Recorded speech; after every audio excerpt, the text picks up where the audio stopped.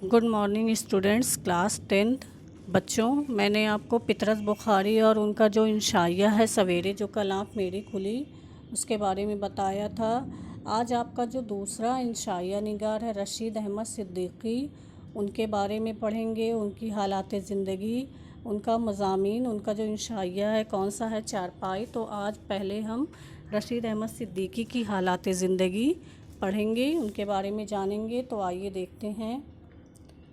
रशीद अहमद सिद्दीकी जो हैं वो 1892 में ज़िला जौनपुर यूपी में पैदा हुए थे और उनकी वफ़ात 1977 में अलीगढ़ में हुई।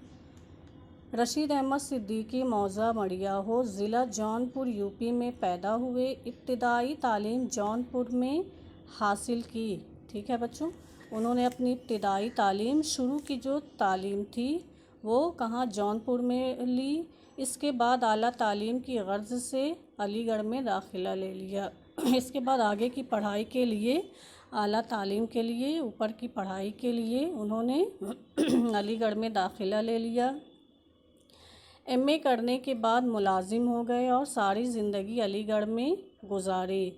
जब वो अलीगढ़ गए तो वहाँ का माहौल इनको इतना पसंद आया, वहाँ की सारी चीज़ें उनको इतनी पसंद आई कि वो अपनी सारी ज़िंदगी अलीगढ़ में ही रह गए, वहीं गुजार दी। उन्हें अलीगढ़ बहुत अजीज़ था। जब अलीगढ़ को यूनिवर्सिटी का दर्जा मिला और शोबा उर्दू का बाकायदा क़याम अमल में आया तो रशीद साहब इसके सदर बनाए गए। अलीगढ़ को जब यूनिवर्सिटी का दर्जा मिला, पहले ये क्या था, एक छोटा सा मदरसा था, बाद में ये अलीगढ़ यूनिवर्सिटी के नाम से इसको जाना गया। तब जब इनको अलीगढ़ जो मदरसा था उसको यूनिवर्सिटी का जब दर्जा मिला तो रशीद अहमद सिद्दीकी इसके सदर बनाए गए। रशीद साहब को तालिब इल्मी के ज़माने ही से लिखने का शौक़ था। तालिब इल्मी के ज़माने से ही क्या था, इनको लिखने का शौक़ था। अलीगढ़ मैगज़ीन में उनके मज़ाहिया मज़ामीन शाया होते थे और बहुत पसंद किए जाते थे। उनकी जो अलीगढ़ मैगज़ीन जो होती थी उसमें उनके क्या मज़ाहिया मज़ामीन, मतलब मज़ाहिया किसको बोलते हैं, जिसमें हंसने हंसाने वाली बातें होती थी। तो इनके अलीगढ़ मैगज़ीन में इनके मज़ाहिया मज़ामीन छपते थे, शाया होते थे और लोग इसको बहुत पसंद करते थे। इनके मज़ामीन बावक़ार ज़राफ़त के आला नमूने हैं। इनकी नस्र में तंज़ का भरपूर वार होता है। अमूमन रम्ज़ व इशारे से काम लेते हैं। मिलते जुलते लफ्ज़ों और मताज़ात लफ्ज़ों को खूब खपाते हैं। यही वजह है कि इनकी इबारत अक्सर आम फ़हम नहीं होती और इसको तवज्जो से पढ़ना पड़ता है। इनके मौज़ूआत में तन्नू है। माशरती, सियासी और अदबी मसाइल पर जब वह अपने ख़ास अंदाज में कलम उठाते हैं तो इनकी तर्ज़ तहरीर को समझने वाला कारी नुक्तारसी के दाद दिए बग़ैर नहीं रहता।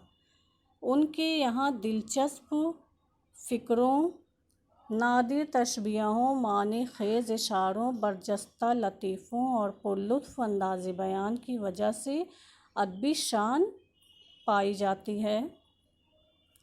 रशीद अहमद सिद्दीकी की अदबी ख़िदमात के एतराफ़ में हुकूमत हिंद ने 1963 में उन्हें पद्म श्री का एजाज़ अता फ़रमाया।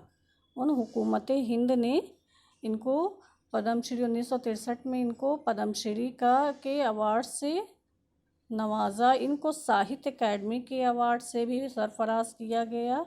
1977 में अलीगढ़ में रहालत फरमाई। अब आइए देखते हैं इनके मज़ामीन के बारे में। इनका मज़ामीन कौन कौन सा है। मज़ामीन रशीद मज़ाहिया मज़ामीन का मजमुआ है। ख़ंदा नसरी तकरीरों का मजमुआ है। गंज हाय गिरा माया और हम नफ़ाने रफ्ता खाकों के मजमुए हैं। जदीद गज़ल, उर्दू गज़ल के पुरज़ोर और मदल्लल का वकालत और आशाफ्ता बयानी, मेरी खुदनोश्त सवाने हयात रशीद साहब की अहम तसानीफ़ है। झेल का मजमून चारपाई इनकी अदबी ज़राफ़त का दिलचस्प नमूना है। ठीक है बच्चों, इसको आप अपनी कॉपी में नोट कर लीजिएगा और इसको पढ़ते रहिएगा। जो कहीं भी किसी को कुछ भी ना समझ में आए तो बच्चों आप पूछ सकते हैं। ठीक है बच्चों।